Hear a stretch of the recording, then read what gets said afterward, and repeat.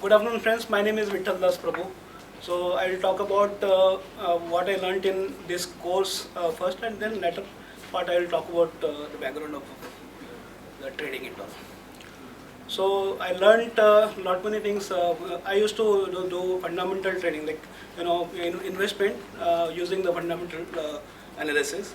But I never knew about technical. I knew about candlestick, but did not understand.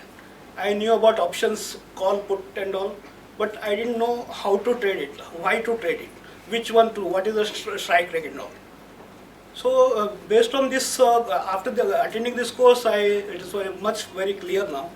So while doing the technical analysis, we need to understand the candles with different patterns, and then we have different selection criteria as well as rejection criteria. So we first focus on rejection criteria, then we go for selection criteria.